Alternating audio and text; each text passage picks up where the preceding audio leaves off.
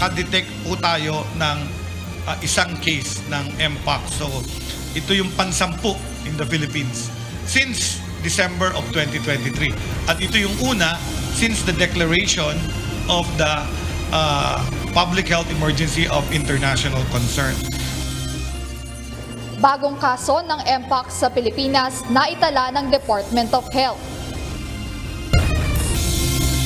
Na habang pwede pa, sana makauwi na, ay iwasan muna yung Lebanon for the next few weeks or less hanggang matapos na itong girian nila with Israel kasi baka lumawak pa. It might spread to a regional conflict. Pagdedeklara ng Alert Level 4 o mandatory evacuation sa mga Pilipino na nasa Lebanon, hindi pa ikinokonsidera ayon sa Department of Foreign Affairs. DFA tiniyak na may contingency plan sa paglilikas ng mga OFW. Dismissed Bamban Tarlac Mayor Alice Go nakalabas na ng bansa noong July 17 ayon sa mga impormasyong natanggap ni Senador Risa Ontiveros. That short video does not tell the entire story, no? It's a spliced video, it's a misleading video. It again shows China as the benevolent actor here. Ulat ng China sa Skoda, kinontra ng Pilipinas. Chinese Coast Guard ship, ilang beses umanong binangga ang Philippine Coast Guard. Sa akin, walang political harassment yan. Walang political attack yan. Alegasyong political harassment ni Vice President Sara Duterte sa pagdadawit sa kanyang kapatid at asawa sa illegal drugs, itinanggi ng mga kongresista.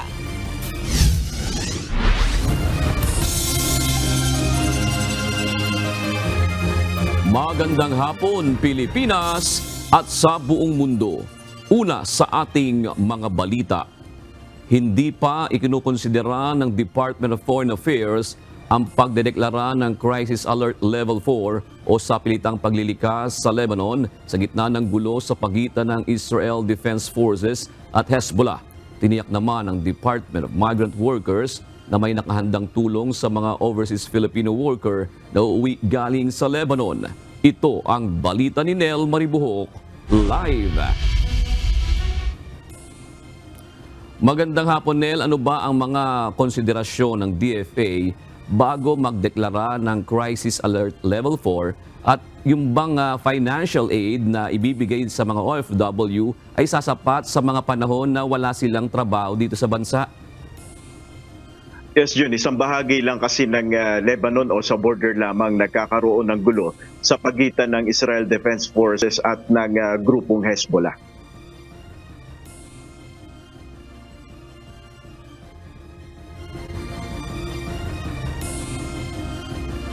Ayon kay Department of Foreign Affairs Undersecretary Eduardo De Vega, hindi pa naman umaabot sa sitwasyon na wala ng peace and order sa Lebanon. Kaya sa kasalukuyan, nasa voluntary repatriation pa lamang o Alert Level 3 ang ipinatutupad sa naturang bansa.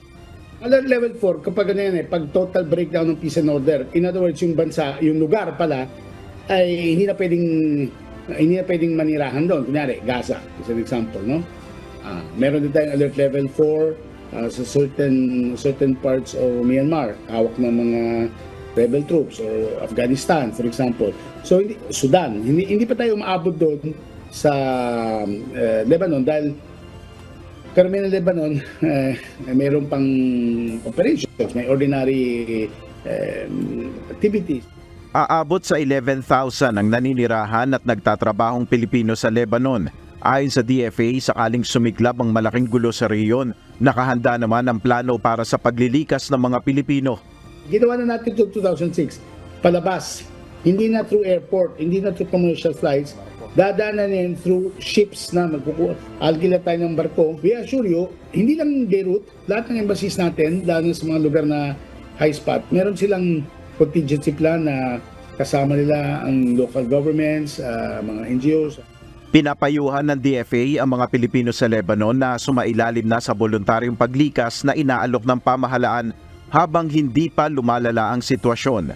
Na habang pwede pa, sana makauwi na, ay iwasan muna yung Lebanon for the next few weeks or less hanggang matapos na itong gilian nila with Israel kasi lumawak pa. It might spread to a regional conflict.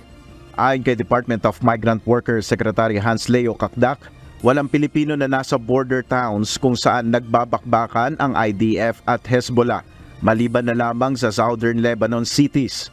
However, there are southern Lebanon cities, right?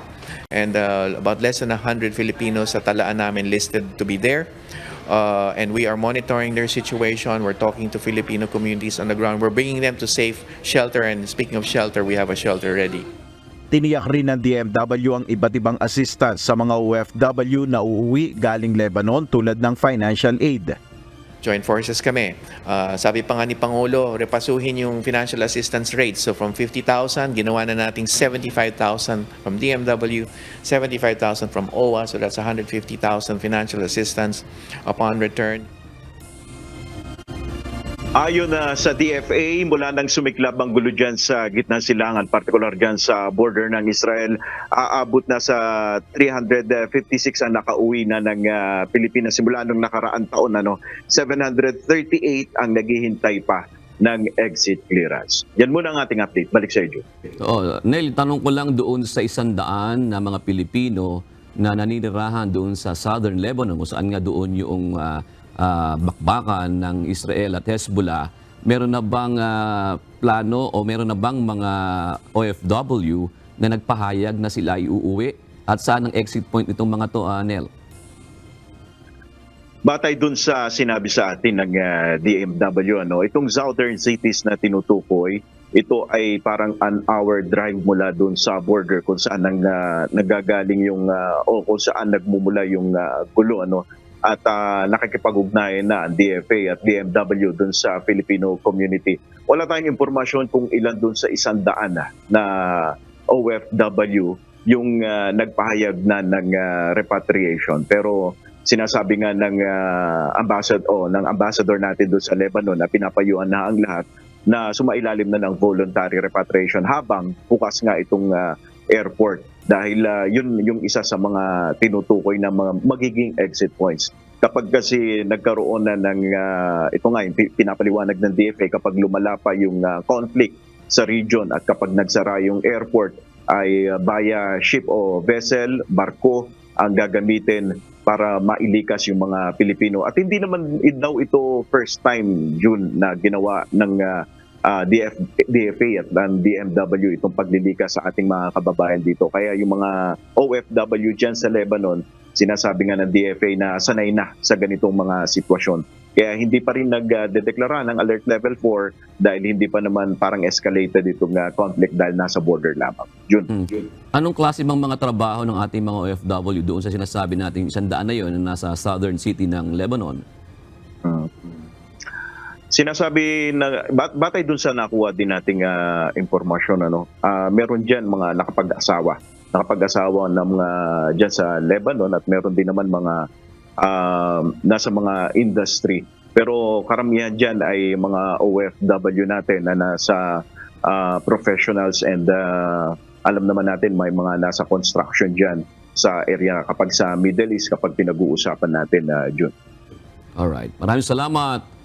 Nel Maribuhok, nagulat ng live mula sa Malacanang.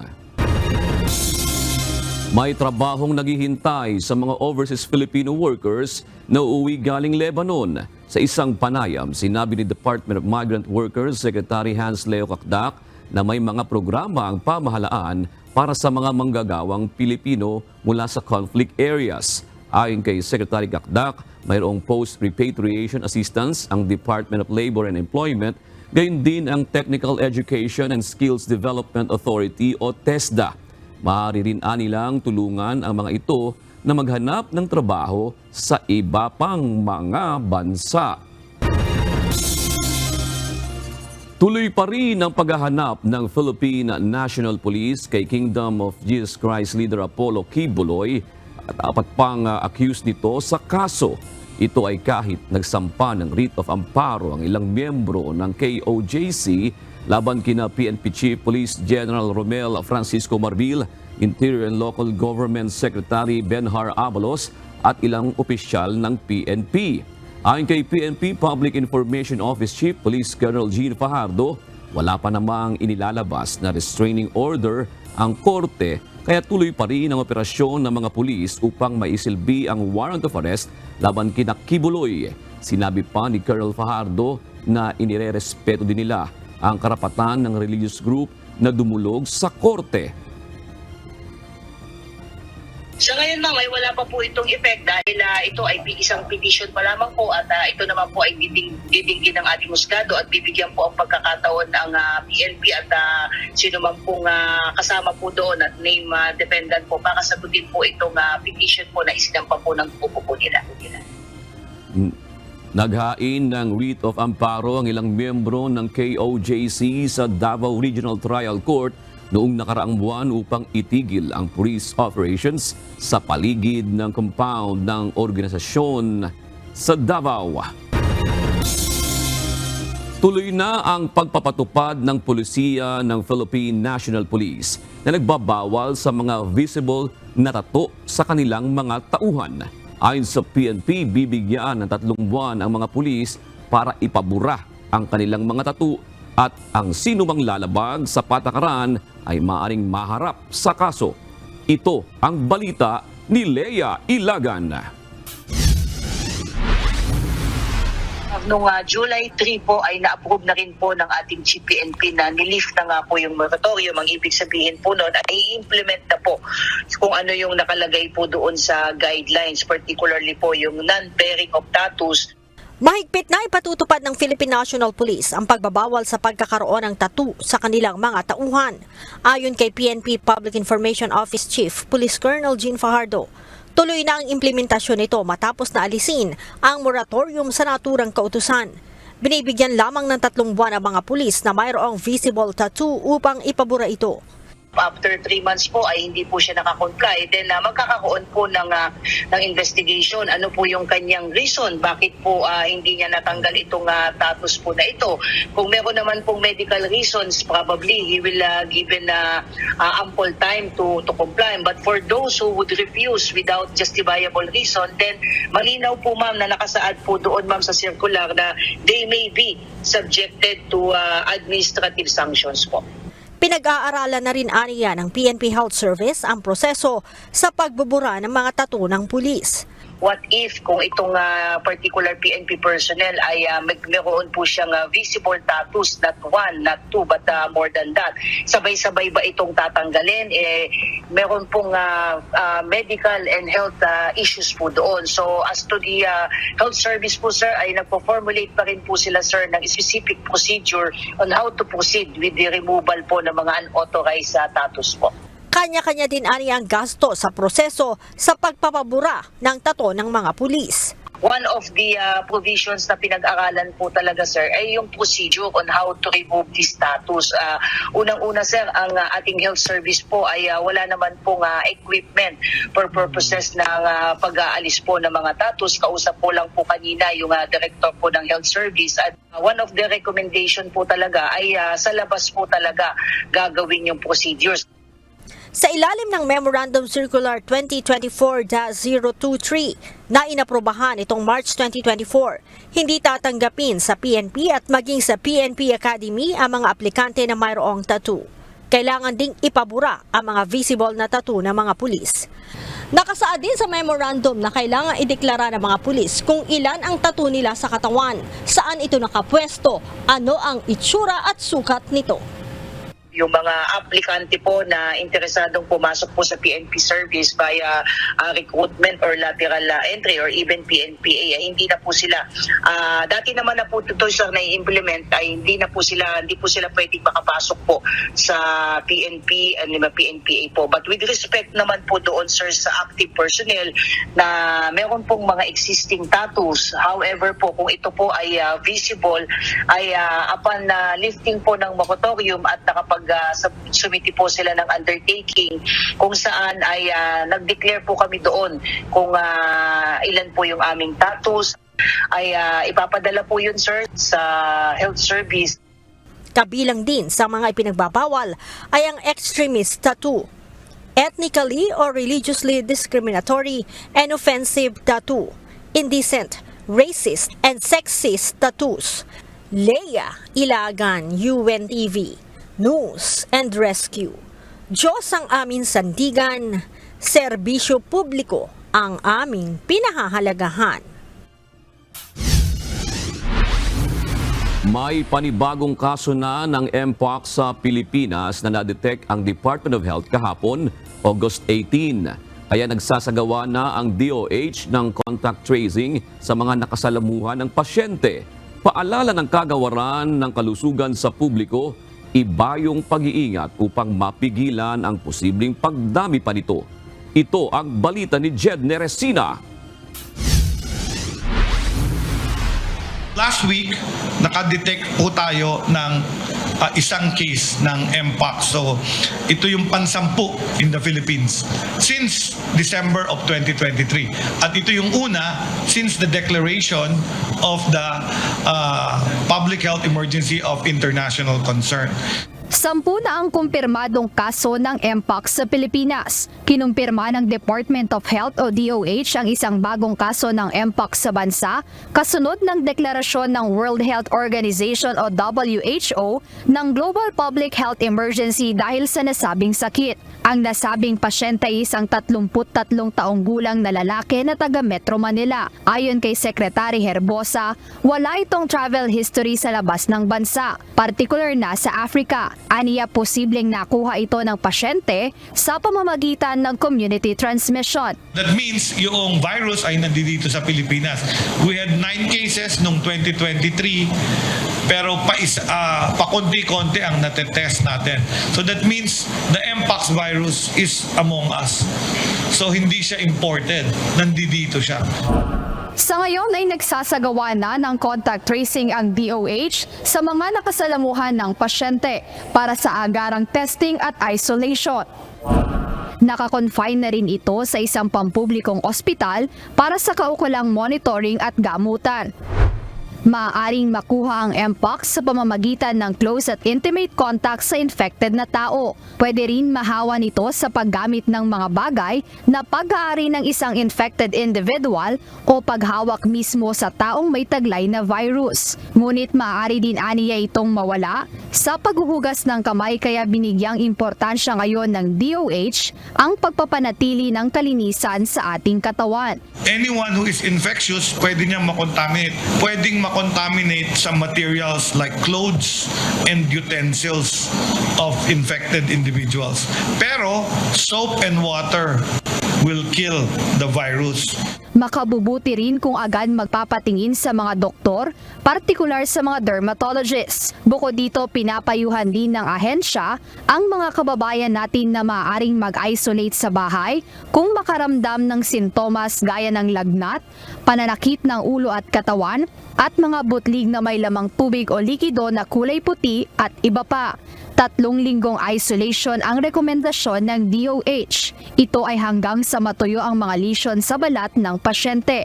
Dagdag ng DOH na kung walang lugar sa bahay o may ibang sakit ang pasyenteng tatamaan ng Mpox, ay maaari naman silang magpa-confine sa mga ospital. The patients with no other illness can stay home. So hindi natin kailangan ng quarantine facility kagaya ng COVID. So ang i-advise ng doktor, mag-isolate sa bahay. Kung hindi naman siya pwedeng mag-isolate sa bahay, pwede naman siyang ma-confine sa iba't iba nating ospital for isolation. May ilang ospital ding binanggit si Health Secretary Herbosa kung saan maaaring magpates ang ating mga kababayan.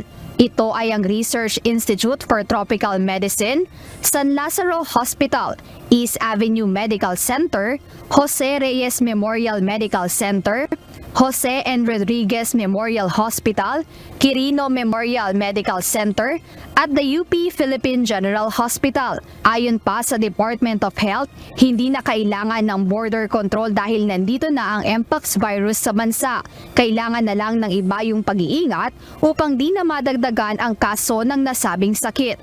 Jed Neresina, UNTV News and Rescue. Diyos ang aming sandigan, serbisyo publiko ang aming pinahahalagahan. Posibleng magdeklara na ang Department of Health ng dengue outbreak sa bansa.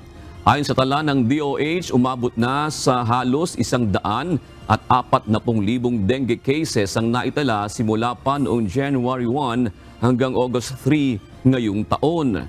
33% na mas mataas sa mga naitalang kaso sa parehong panahon noong nakaraang taon.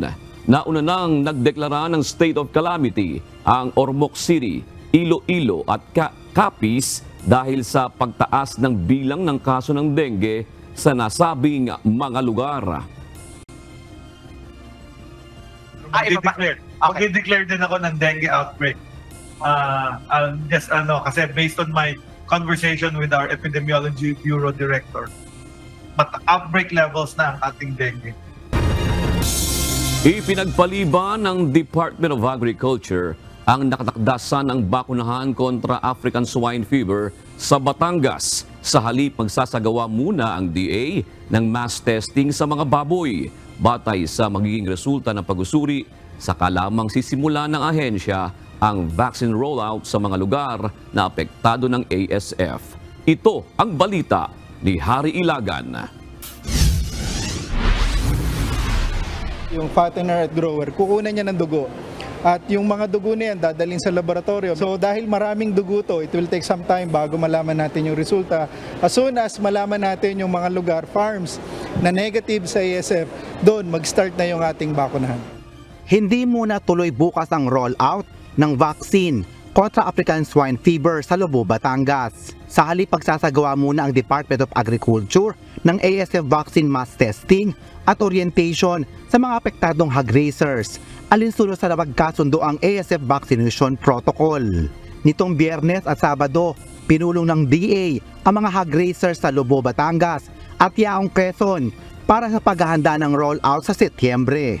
Ayon kay Agriculture Assistant Secretary Arnel de Mesa, voluntaryo ang gagawing pagbabakuna sa mga alagang baboy batay sa pagpayag ng mga may-ari ng mga ito. Kapag nagpositibo sa ASF, agad isasailalim ang apektadong baboy sa condemnation. Kung negatibo naman, at saka lamang ito tuturuan ng bakuna na gagawin sa susunod na buwan. Sa ngayon ay nananatiling bukas ang DA sa pagsasagawa ng iba pang clinical trial ng ASF vaccines na mula naman sa bansang Norway, South Korea at iba pa para mas mapabilis ang pagkontrol sa nakakamatay na sakit sa baboy.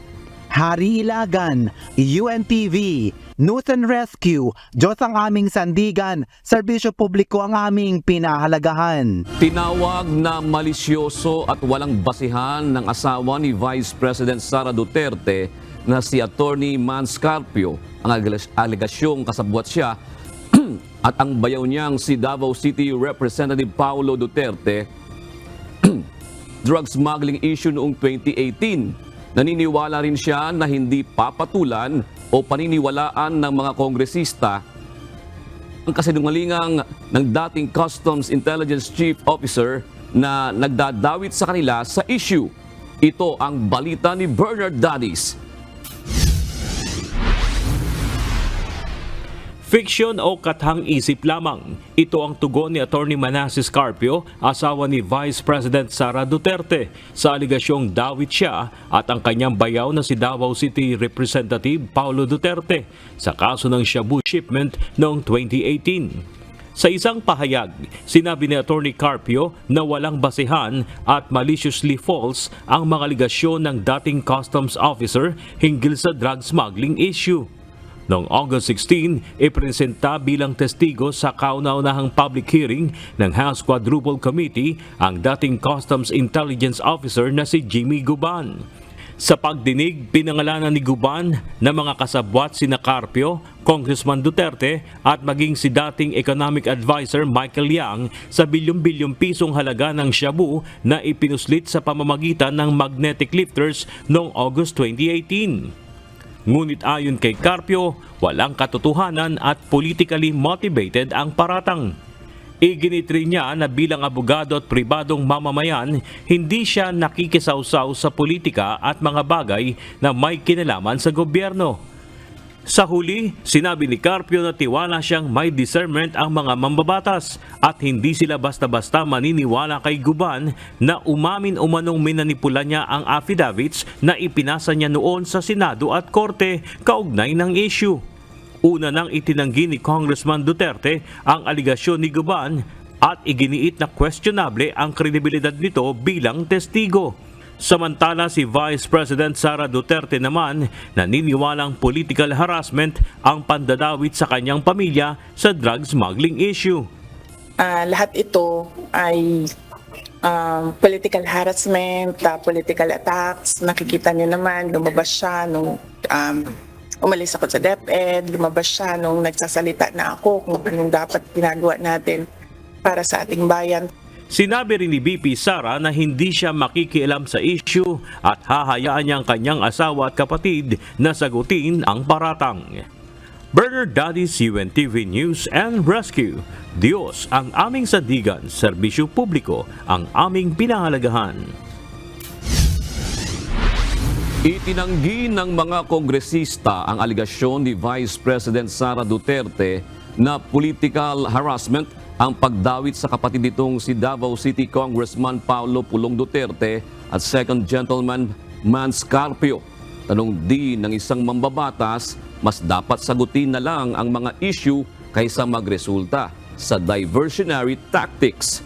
Ito ang balita ni Rosalie Cos. Sa akin, walang political harassment dyan. Walang political attack dyan. Siya ang Vice President. Ako, Congressman lang ako. Bakit ko siya atakihin? No? What we are trying to do here is to find out ano ba talagang katotohanan. Trabaho lang, walang personalan. Ito ang binigyang diin ni Manila 6th District Representative Benny Abante kaugnay ng aligasyon ni Vice President Sara Duterte na political attacks at harassment ang nangyaring pagkadawit ng kanyang kapatid na si Davao City Representative Paulo Pulong Duterte at asawang si Attorney Mans Carpio sa umano'y bilyong pisong halaga ng illegal drug shipment sa pamamagitan ng magnetic lifters noong 2018. Muling lumutang ang issue ng tumestigo si dating Customs Intelligence Officer Jimmy Guban sa kauna-unahang pagdinig ng House Quadruple Committee ukol sa posibleng ugnayan ng illegal Philippine Offshore Gaming Operations o POGOs, illegal drug trade at extrajudicial killing sa kasagsagan ng drug war ng Duterte administration. Ako rin nagulat ako nung binanggit ni Jimmy Guban na kasama yung asawa niya. Sa totoo lang hindi ko alam Nagulat ako.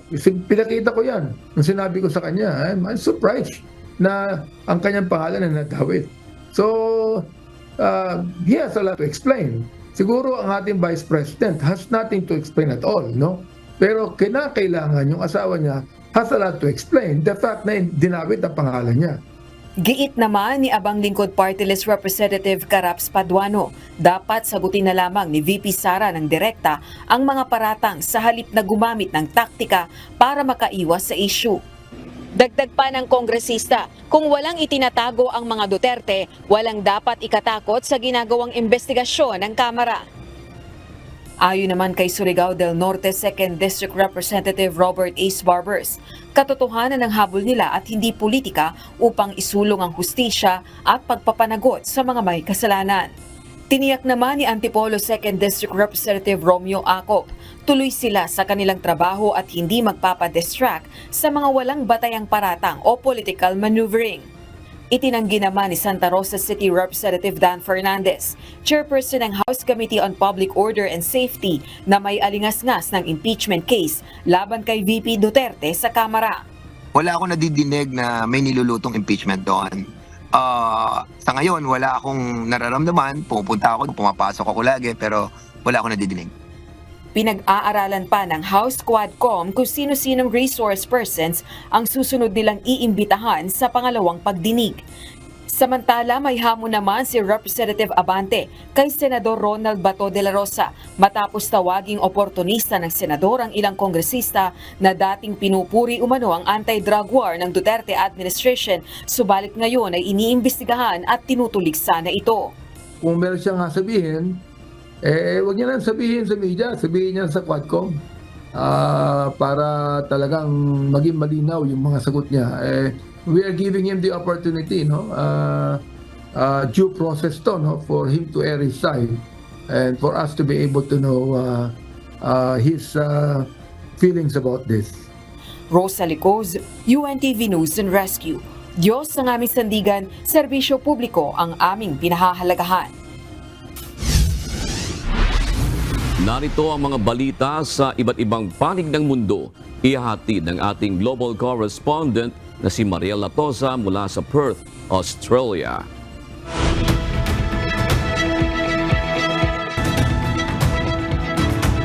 Binuksan na ngayong araw ang bagong Metro Line sa Sydney, Australia.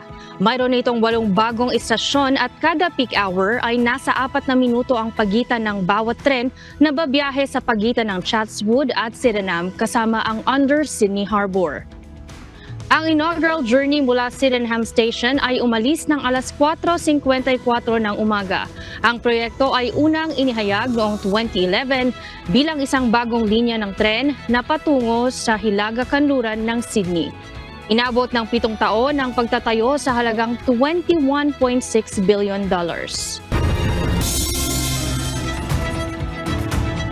Nag-emergency landing sa Kazakhstan ang isang Boeing 777 aircraft na ino-operate ng Swiss International Airlines dahil sa isang medical incident araw ng Sabado, August 17.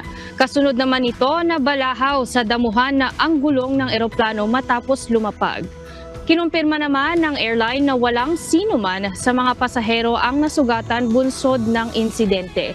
Susuriin ng aircraft kung may pinsala at iimbestigahan din ng mga otoridad. Malayo pa sa katotohanan ang inaasahan na kapayapaan sa pagitan ng Israel at Hamas. Nasa Israel naman ulit ngayon si United States Secretary of State Antony Blinken upang ituloy ang pakikipag-usap sa mga opisyal ng bansa para sa pagpapatupad ng ceasefire at hostage deal upang matapos na ang gulo sa Middle East. Ito ang balita ni Klein Sinka.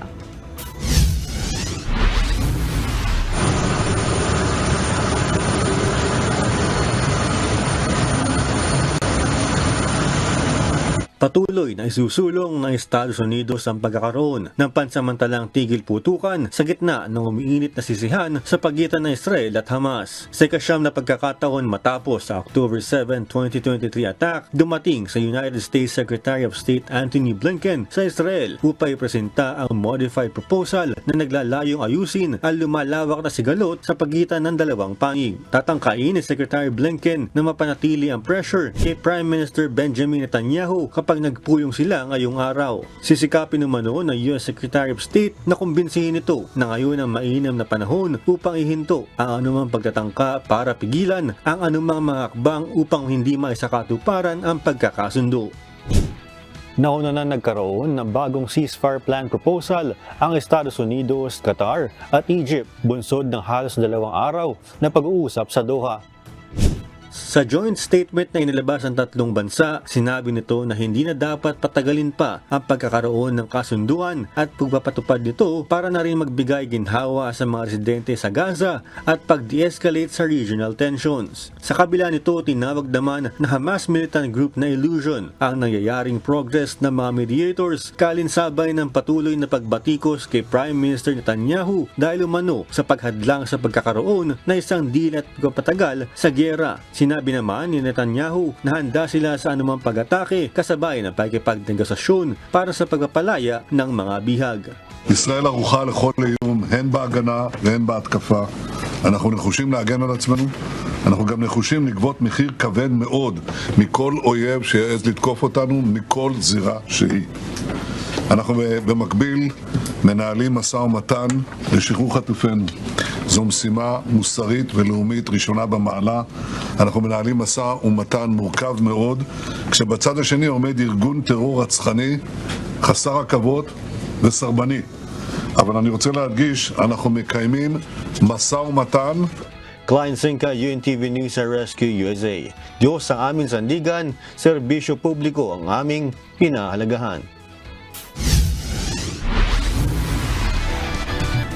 Patuloy sa pag-apula ng 5 wildfires ang mga bumbero sa ilang probinsya ng Turkey batay sa Forestry Minister. Dagdag pa nito, bahagya ng kontrolado ang apoy sa Western Izmir region at wala na sa ilalim ng banta ang residential areas. Sumiklab ang apoy sa rehiyon araw ng Huwebes, August 15, matapos magparingas ng apoy ang 3 tao na nasa isang picnic malapit sa kagubatan. Lumala naman ang sunog dahil sa malalakas na bugso ng hangin upang malagay sa panganib ang mga residente malapit sa lugar at magpatupad na ng puwersahang paglilikas.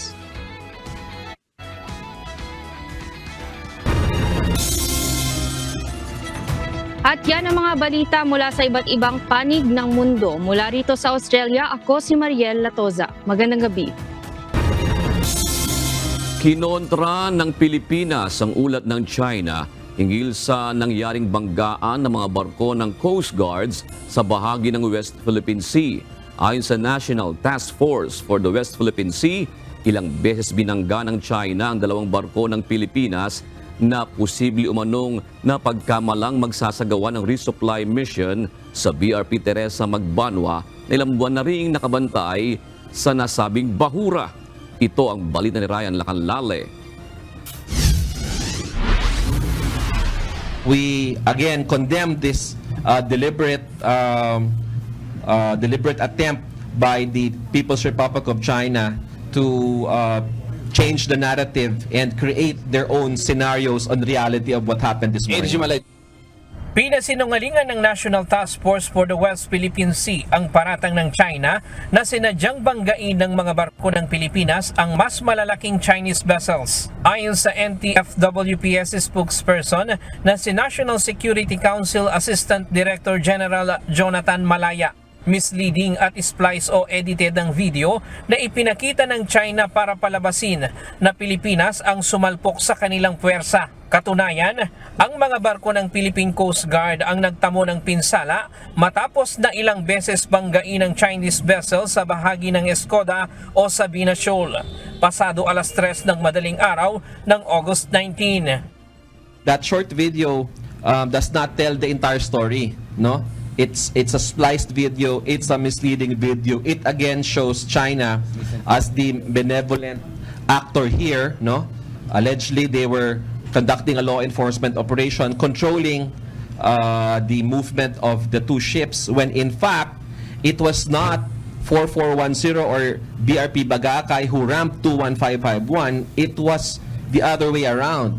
21551 in truth rammed our vessel BRP Pagagay 2 times, and the physical evidence proves this. Base sa mga larawan mula sa NDFWPS, nagkaroon ng malaking butas ang starboard beam ng BRP Cape Enganio habang nagtamo naman ng structural damage ang BRP Bagakay. Ito na umano ang pinakamalaking damage na natamo ng mga barko ng Pilipinas sa mga ginagawang harassment at agresibong aksyon ng China sa West Philippine Sea. For 4410, the whole size is 2.5 feet in length and 3 feet wide. It is a direct hit on the port side of BRP Bagakay or 4410. For the 4411 or Cape Enganio, it incurred a damage of 1.1 meters on its starboard quarter. So it's more than just the 6 inches size. Wala namang ulat na may nasaktan sa mga tauhan ng PCG sa insidente. Ito ang unang pagkakataon na gumawa ng agresibong maniobra ang mga barko ng China laban sa Pilipinas sa bahagi ng Escoda Shoal. Ayon sa NTFWPS, posibleng inakala ng China na maghahatid ng supply sa BRP Teresa Magbanwa na nasa Escoda Shoal ang 2 barko, kaya nila ito hinarang. In truth, the incident happened many nautical miles away, 20. Tama ba, Commodore J. Tariela? 20 nautical miles away from Sabina Shoal or Escoda Shoal. And the purpose of the PCG vessels were to resupply our troops in Lawak Island, no? So there is no connection whatsoever to the Escoda Shoal incident. Right. To the BRP Teresa Magbanwa. Siguro iniisip nila na itong mga 44-meter vessels na to will be reinforcing the presence of Teresa Magbuanmo, which is their paranoia, no? Thinking na ito nga ay talagang it serves their own lies and belief, no? Na we're just there to reinforce 9701. Tumigil naman umano ang China sa paghabol nang makitang patungo sa Lawak at Patag Island ang dalawang barko. Dismayado naman ang NTFWPS sa insidente dahil kamakailan lang ay nagkasundo ang Pilipinas at China na palakasin ang maritime communication mechanism para maiwasan ang mga ganitong pangyayari. Insofar as the National Task Force West Philippines is concerned, we are of course disappointed again because we have a preliminary understanding with them insofar as Second Thomas Shoal is concerned or BRP Sierra Madre is concerned, but despite this preliminary understanding, which we hope was the first page in a new chapter between Philippine and PRC relations, we have another incident that happened. Noong isang linggo, naghain ng protesta ang China laban sa Pilipinas dahil sa pananatili ng BRP Teresa Magbanwa sa Skoda Shoal na paglabag-an nila sa 2002 Declaration in the Conduct of Parties sa South China Sea. Sabi naman ng Pilipinas, ang China mismo ang hindi sumusunod dito. Giit ng National Task Force West Philippine Sea ang pananatili sa Skoda Shoal ng BRP Teresa Magbanwa ay naaayon sa international law at bahagi ng karapatan ng Pilipinas sa pagpapatupad ng batas kontra illegal fishing, poaching at paninira sa kalikasan. Hindi na rin umano dumami ang tambak ng mga patay na corals mula nang magbantay doon ang barko. Ryan Lacanlale, UNTV News and Rescue. Diyos ang aming sandigan, serbisyo publiko ang aming pinahahalagahan. Mariing kinundena ng Estados Unidos ang pinakabagong aksyon ng barko ng China sa Sabina o Skoda Shoal. Sa ex-post ni U.S. Ambassador to the Philippines, Mary Kay Carlson, tiniligsan ito ang dangerous maneuver ng barko ng Chinese Coast Guard sa may Sabina Shoal na siyang naging dahilan ng pagkasira ng dalawang barko ng Philippine Coast Guard. Hiit ng US official, lubhang mapanganib ang ginawang aksyon ng China. Muli naman itong tiniyak ang suporta sa mga kaalyadong bansa ng US sa pagtataguyod ng ating karapatan na nakabatay sa international law.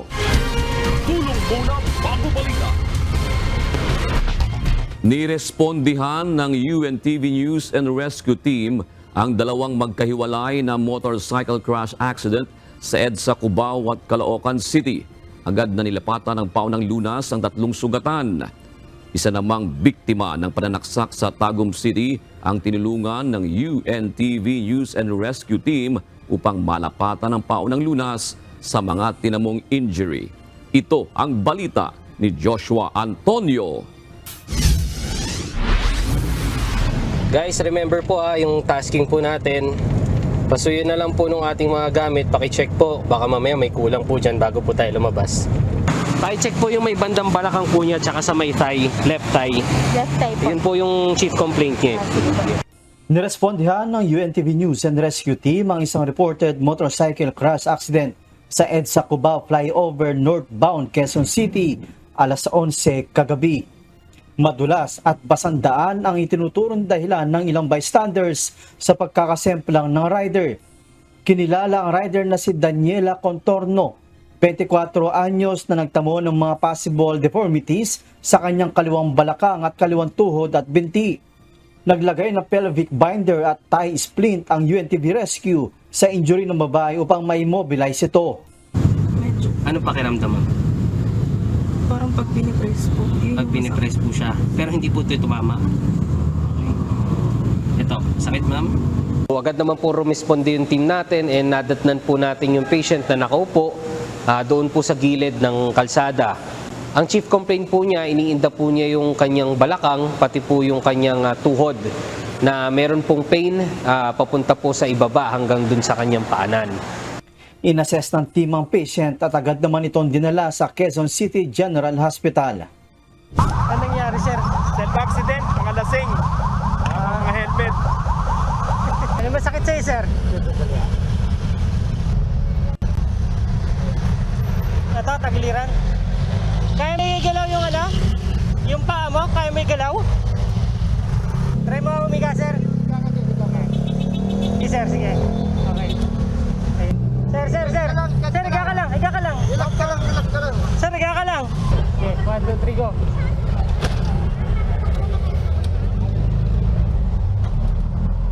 Nirespondihan din ng UNTV News and Rescue ang tawag mula sa concerned citizen kaugnay sa pagkakasemplang ng isang motorsiklo sakay ang 2 lalaki sa kahabaan ng EDSA sa Barangay Bagong Barrio West, Caloocan City, pasado alas 5 ng hapon kahapon.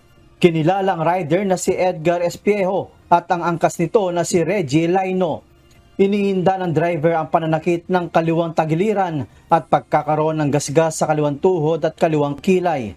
Samantalang ang angkas nito ay inihinda ang pananakit sa likurang bahagi ng kanyang ulo at pagkakaroon ng gasgas sa kaliwang tuhod na kapwa binigyan ng paunang lunas ng UNTV News and Rescue Team at Caloocan City DRMO. Ang Caloocan City DRMO na ang nagdala sa ospital sa 2 pasyente. Nakatanggap ng tawag mula sa Tagum City Disaster Risk Reduction and Management Office ang UNTV News and Rescue Team kaugnay sa isang stabbing incident sa Tagum City, 1:30 na madaling araw kahapon. Nadatnan ng grupo sa La Filipina Police Substation ng isang lalaking duguan. Agad namang nilapatan ng pangunang lunas ng UNTV News and Rescue Team ang tinamong sugat nito. Sinuri din ng grupo ang iba pang bahagi ng katawan ng biktima upang malaman kung mayroon pa itong ibang sugat mula sa insidente. Kinilala ang biktima na si Melo Olasiman, 22 anyos. Ayon sa inisyal na investigasyon ng PNP, nangyari ang pananaksak sa biktima sa loob ng isang bar. Nasa lagumano niya ng kanyang mga kamay ang ginamit na panaksak.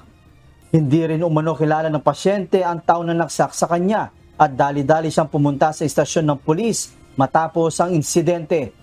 Ayon pa sa PNP, dumating ang biktima sa kanilang istasyon para humingi ng tulong.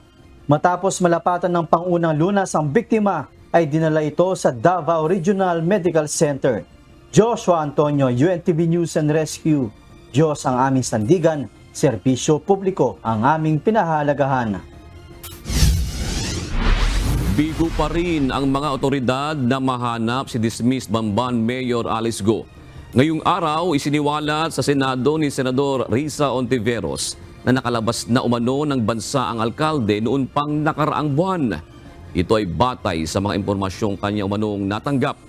Ito ang balita ni Asher Kadapan Jr.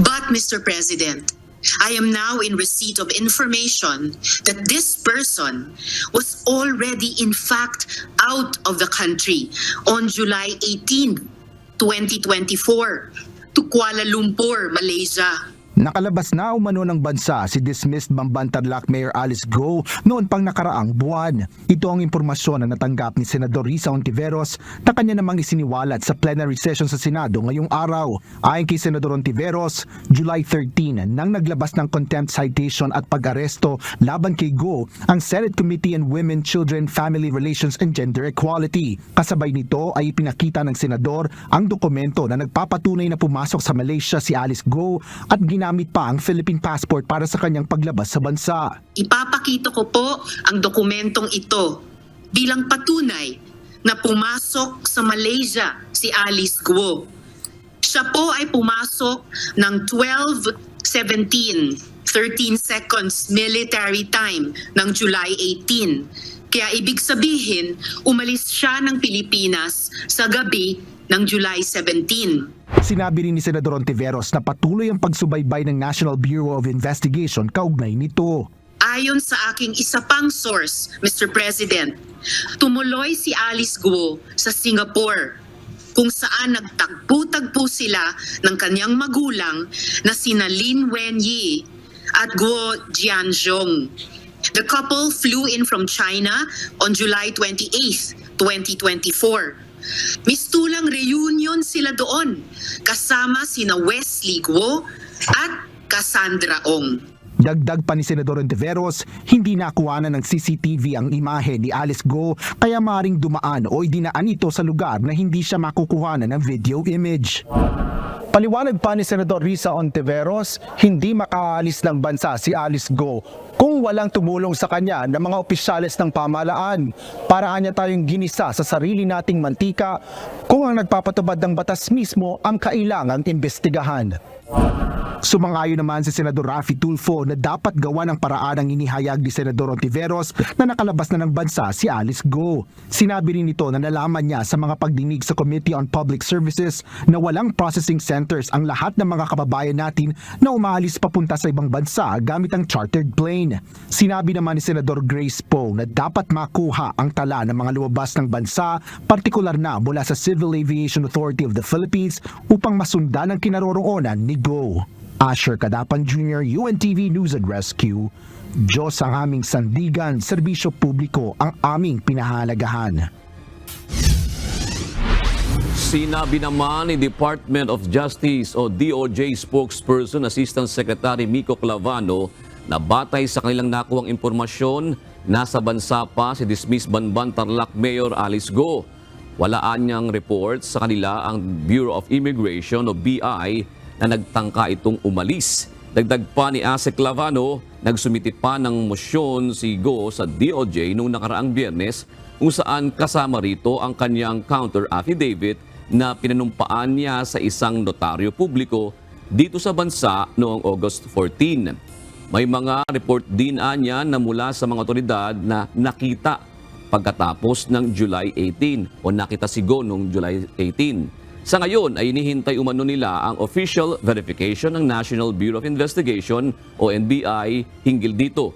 Binigyang diin ng DOJ na mahalaga ang kasong ito at kung totoo na nakalabas ng bansa si Go ay kailangan ng malalim na investigasyon para mapanagot ang mga nasa likod ng pag-alis nito. Samantala ayon naman kay Solicitor General Menardo Guevara, wala silang impormasyon hinggil sa pag-alis ni Go. Pero hindi naman anya ito makakaapekto sa kanilang kaso dahil may paraan pa naman upang magkaroon sila ng jurisdiksyon kay Go. Nagbabala ang Department of Social Welfare and Development o DSWD sa mga nagbubukas ng family food pack at hinahati-hati ito bago ipamahagi. Ayon sa DSWD Secretary Rex Gatchalian, ang mga nakakahong ayuda mula sa ahensya ay dapat makarating ng buo sa mga benepisyaryo. Ito ang balita ni JP Nunez.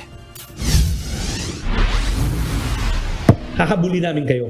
Noong tumama ang bagyong Karina, nasa halos 1.5 million na family food packs ang naipamahagi ng Department of Social Welfare and Development o DSWD. Ayon sa ahensya, mayroon silang natanggap na mga report na merong mga nagtatarya o nagre-repack ng laman ng family food packs bago ito ipamahagi sa mga biktima ng kalamidad. Dahil dito nagbabala ang ahensya na mananagot ang sinumang gagawa nito. Ayon kay DSWD Secretary Rex Gatchalian, hindi dapat nababawasan ang mga laman ng kahon ng DSWD relief packs hanggang sa makarating ito sa benepisyaryo.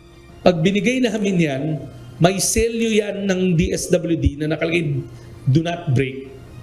Tapos may bilang ng content sa kahon, dapat gano'n na makukuha mo.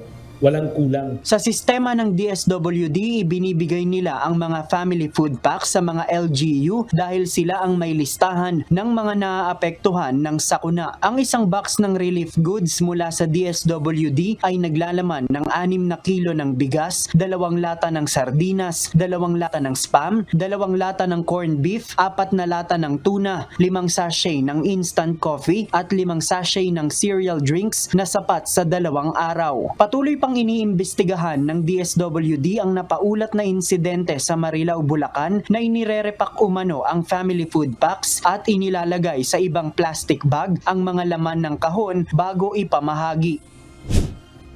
Samantala ayon sa DSWD, merong nasa 2 milyong family food packs ang nakapreposition ngayon upang agad na maipamahagi sakaling magkaroon ng malalang epekto ang La Nina. Kabilang sa pinaghahandaan ng DSWD ngayon ang posibleng epekto ng bagyong Dindo lalo na sa Batanes. Gayon din ang posibleng epekto sa mga residente ng volcanic smog mula sa Bulkang Taal. araw-araw naghahanda kami sa pinaka worst case scenario. Kasi wag natin isipin na ang disaster ay tungkol sa bagyo lamang, sa El Nino o sa La Nina. 365 days in a year, we are preparing for the worst. JP Nunez, UNTV, News and Rescue. Diyos ang aming sandigan, serbisyo publiko ang aming pinahahalagahan. Patuloy na nakararanas ng makapal na smog o fog mula sa Taal Volcano ang ilang mga lugar sa lalawigan ng Batangas. Bunsod nito, may contingency plan na ang ilang lokal na pamahalaan tulad ng bayan ng Talisay sakaling lumala pa ang sitwasyon dulot ng volcanic smog o fog. Ito ang balita ni Lynette Bahe mula sa Talisay, Batangas. Live.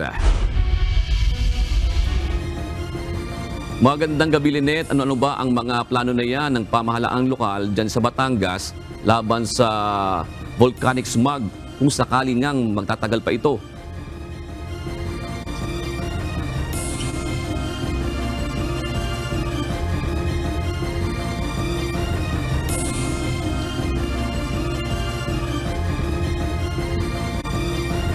Magandang gabi, June. Kabilang ang bayan ng Talisay, Batangas na nakaranas nga ng makapal na smog o fog mula sa Taal Volcano. At ayon kay Alfredo Ansiado, Municipal Administrator ng Talisay, kabilang sa kanilang contingency plan ay ang paglikas ng mga residente patungo sa mga evacuation center sakaling lumala pa ang sitwasyon ng smog o fog. Kabilang sa mga nakahandang evacuation center ay nasa Santo Tomas, Batangas. Bukod dito, may nakahanda ng N95 face mask sa kanilang health center na maaaring hingi ng mga residente. Since last Friday, itong ganito, dito kung mapapansin mo, parang normal lang sa bayan ng Talisay dahil sanay na kami. Ang tawag nga dito, adaptive capabilities ng mga Talisaynyo. Dahil kami ay may vulkan, alam na namin ang dapat gawin. Inabisuhan na rin nila ang mga eskwelahan na wala munang face-to-face classes kapag tuloy-tuloy ang smog. Sa ngayon, wala pa umano silang mga residente na inililikas na apektado ang kalusugan dulot ng volcanic smog. Gayunman, patuloy ang paalala ng lokal na pamahalaan sa mga residente na iwasan ang matagal na exposure sa labas ng bahay o gusali dahil masama ang epekto nito sa kalusugan lalo na sa mga matatanda na may asma o hika. Lukuyan po ay ang ginagawa namin dito sa lokal na pamahalaan ng Talisay, nag-a-advise kami sa ating mga kababayan na kung may mga problema sila sa paghinga ay dapat sila, kung lalabas sila ay merong face mask. At tungkol din naman sa ating mga estudyante, meron namang kaming memorandum at saka meron ding patakaran ang lahat ng paaralan na pagdating sa ganitong klase ng bag ay may mga titingnan lang kami na parameters kung kinakailangan to mag-ship into MDL, Modular Learning System. Ayon sa PHIVOLTS, dahil sa kakulangan ng hangin o wind speed, kaya nagtatagal ang smog sa mababang lugar sa Southern Tagalog Region. Sa ngayon po, maasahan po natin na baka pumipatuloy pa tayong volcanic smog dahil po ang forecast po yata ng ating Weather Bureau, Pag-asa, ay mahina po ang hangin, no? Sa Southern Tagalog. No? Wala po tayong masyadong wind speeds dito sa ating region. Kaya po sa mga ating pong mga kababayan sa paligid po ng Taal Volcano, mangyari lamang po na kapag tayo po ay nakakaamoy o nakakaranas ng volcanic smog o fog, ay manatili na lamang po sa loob ng ating mga bahay. June, kanina ay nakaranas tayo ng pag-ulan dito sa Talisay na malaking bagay para mabawasan ang volcanic smog o fog. Ang smog o fog ay naghalo-halong asupre mula sa bulkan, water vapor at carbon dioxide kung saan dito nabubuo ang maliliit na particles na kumakalat sa himpapawid at bumabalot sa paligid. Bukod sa Batangas, nakararanas dito ang mga lugar sa Laguna, Cavite at ilang lugar sa Metro Manila ng smog o volcanic gas. Yan muna ang update mula dito sa Talisay, Batangas. Balik sa iyo, June. Oo nga, yun yung sana tatanong sa iyo kanina, Lynette, kasi kanina nasa may bandang Balite, Batangas ka. Alam naman natin yan ay nasa palibot talaga yan ng lawa at ng bulkang Taal. Kumusta naman ang inyong paghinga kanina? Nakaamoy din ba kayo ng asupre bukod doon sa VAG na iyan, Lynette? June, sa ngayon hindi naman kami nakakaamoy ng anumang kakaibang amoy mula dito sa Taal Lake, no? At dahil nga sa umulan na rin kanina ay humupa na rin itong volcanic smog, kaya hindi na kami nakararanas ng anumang kakaibang amoy dito mula sa Taal Lake. Pero yung hangin, kumbaga, wala pa rin bang pag-ihip ng hangin? Hindi nyo ba nararamdaman na katulad dati, pagka ganyan, nasa may bandang south ang hangin, pagka ganyang may mga volcanic fog? Sa ngayon, June, yung sa hangin naman ay kanina sobrang init nga lang ng aming nararamdaman dito nung talagang matindi yung pagbalot ng volcanic smog, no? Pero dito sa Talisay at kanina sa Balete ay nakikita pa namin itong volcanic smog. Ang isa sa mga epekto rin dito sa mga residente at sa aming mga tao dito sa Batangas ay nakakaranas kami ng hirap sa paghinga. Pero sa awat tulong ng Panginoon ay hindi naman kami nakaranas ng anumang epekto ng volcanic smog, June. Kasi mahirap yan sa lalamunan. Dito nga sa Metro Manila, wala namang masyadong fog, pero masakit sa lalamunan pag pollution sa hangin ang iyong nalalanghap. Diyan lalo na ibang klase ang pollution na nararanasan nyo dyan ngayon. Ingat kayo dyan, Lynette Bahe. Salamat sa iyong ulat na yan mula sa Talisay, Batangas. Samantala, mahigpit na ipinagbabawal ng Civil Aviation Authority of the Philippines ang pagpapalipad ng mga eroplano at iba pang sasakyang panghimpapawid malapit sa Bulkang Taal. Sa inilabas na Notice to Airman o NOTAM ng SCAAP, dapat munang iwasan ang pagdaan sa naturang lugar dahil sa posibilidad na may bigla at mapanganib na steam o gas-driven na pagsabog. Ang advisory ay epektibo mula kaninang alas 8:48 ng umaga hanggang alas 9 ng umaga bukas, August 20.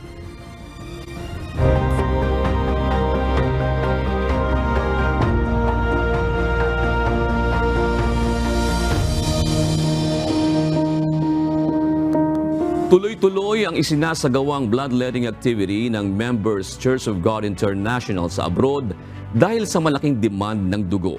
Sa Estados Unidos, kada 2 segundo, may nangangailangan ng dugo. Sa Pilipinas, nagsasagawa naman ng Weekend Blood Donation Drive ang MCGI upang tugunan ang pangangailangan sa emergency situation at matulungan ang mga may malulubhang karamdaman. Ito ang balita. There's no substitution for blood. There's no artificial blood.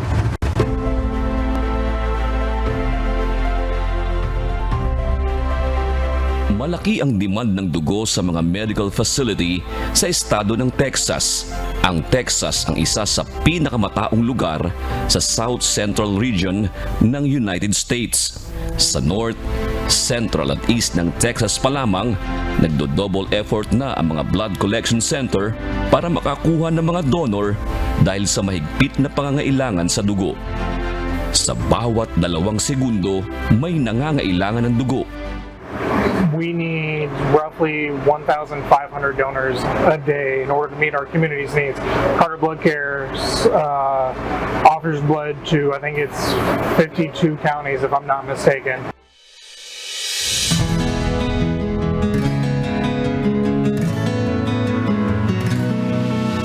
Regular partner na ng isang independent blood care center sa kanilang mobile drive, ang MCGI Dallas, Texas chapter. Quarterly o kada 3 buwan ay ginaganap ng mga volunteer ang kanilang commitment sa paggawa ng mabuti na may ngiti sa kanilang mga labi. It's only take a pint, a unit. to save somebody's life. And y'all welcome us with open arms, smiles, and it's well worth it. Every step is well worth it. Ang nurse na si Ruth Flores, maraming beses nang sumubok na mag-donate ng dugo. Ngunit madalas siya ay bigo. Actually, nakailang try na ako. Laging nade-decline. Nahirapan sila sa vein ko. Katulad kanina, medyo nahirapan siya. Pero finally, nakuha naman. Ang kanyang karanasan ang isa sa mga nagtulak sa kanya upang magdugtong din naman ng buhay sa iba. Napunta ako dun sa point na ang normal blood kasi nasa 9 yan. Sa mga taong hindi nakakaalam, 9 dapat at least ang dugo mo para maging okay ka. Yung dugo ko that time is 5.4. So kalahati halos nung normal. Kaya naramdaman ko yon na kung hindi ako mabibigyan ng dugo, pwedeng mamatay na ako. Kaya ramdam ko yung sinabi ni Kuya na pagdudugtong ng buhay talaga yung dugo.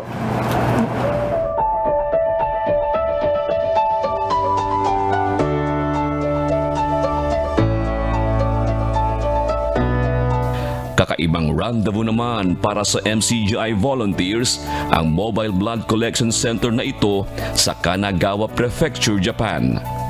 Imbis na iukol ang oras sa pamamasyal at iba pang recreational activities sa kanilang day off, pinili ng grupo na magbigay ng dugo para sa mga nangangailangan.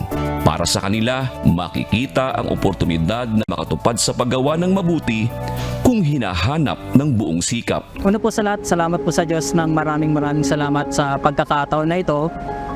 Totoo po na hinahanap po natin ng mga ganitong pagkakataon kasi part po ng tungkulin natin ito bilang Kristiyano na tayo ay magbigay ng tulong sa mga nangangailangan.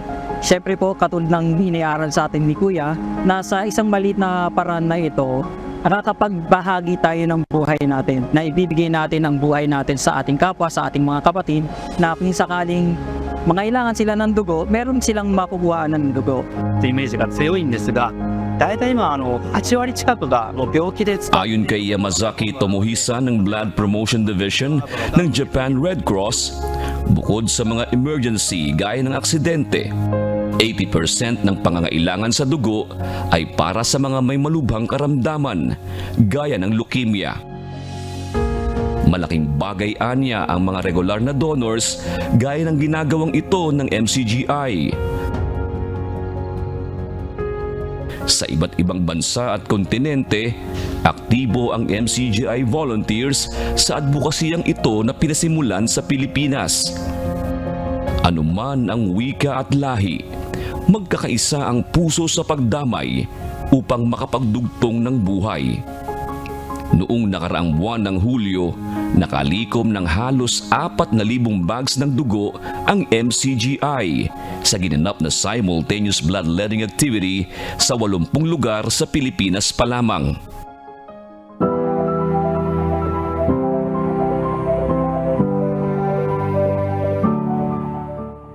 Upang maging sustainable itong ginagawang ito ng MCGI ay every week may mga local chapter na naka-schedule para sa isang bloodletting activity gaya nito sa Parañaque City. As I speak ay August 18 ngayon, Sunday, at ito po ay first time ko na makapag-donate ng dugo. At kaya naman po nagawa ko ito una sa tulong po at awa ng Diyos at doon sa mga testimonials ng mga volunteer ng MCGI kung ano yung naging objective nila at kung gaano kahalaga yung pagdodonate ng dugo. Yun ang nag-move talaga sa akin para sa tulong at awa ng Diyos ngayong araw na ito ay maging bahagi ng aking history o history ng aking buhay sa loob ng 50 years. First time po ako nakapag-donate ng dugo. At ang hakbang na ito ng MCGI ay nakatutugon sa mga taong nag-aagaw ng buhay, gaya na lamang ng isang ginang sa Apalit, Pampanga.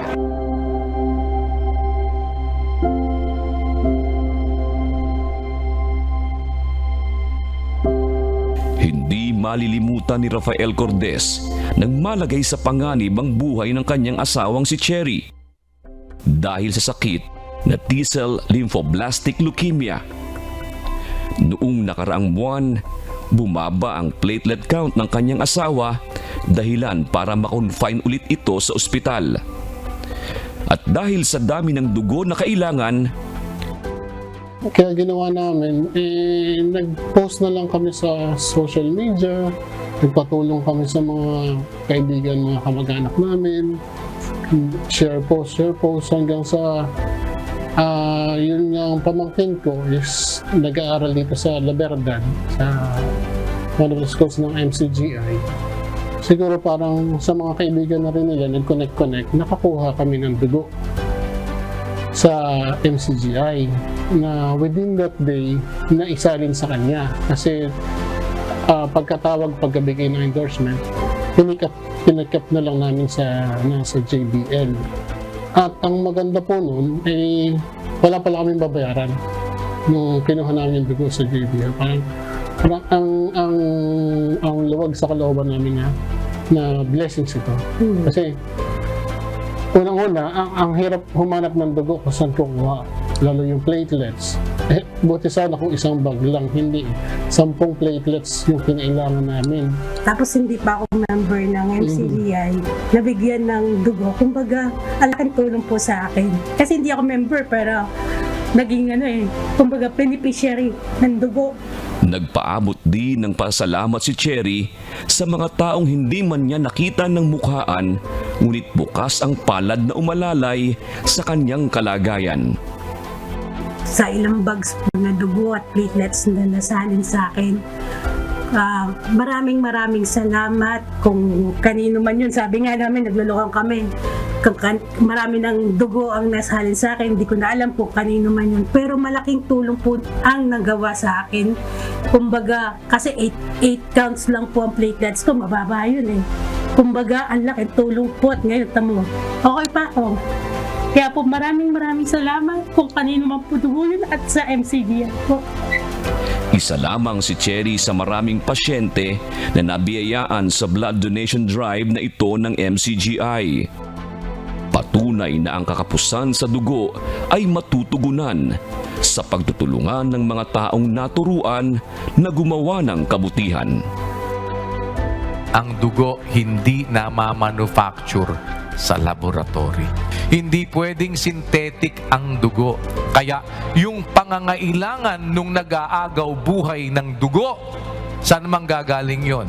Sa isang tao na nagkaroon ng puwang sa puso niyang magbigay ng dugo o magbigay ng buhay, sapagkat ang buhay ng laman ay nasa dugo. Jun Suriao, UNTV, News and Rescue. Diyos ang aming sandigan, serbisyo publiko ang aming pinahahalagahan.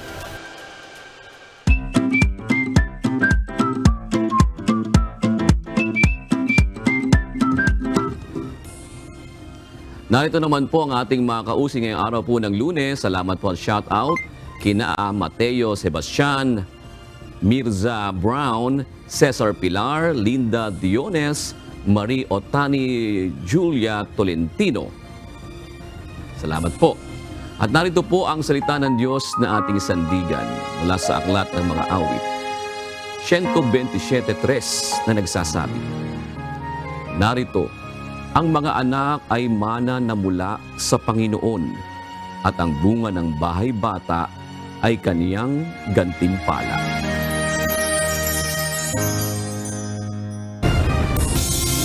At yan ang kabuuan ng ating balitaan ngayong gabi. Aming inilahad ng buong katapatan kung paano namin nasaksihan. Kayo po ay makapagtitiwala na ang aming nakita at narinig ang aming ibinabalita. At dito po sa UNTV, Diyos ang aming sandigan, serbisyo publiko ang aming pinahahalagahan. Magandang gabi po.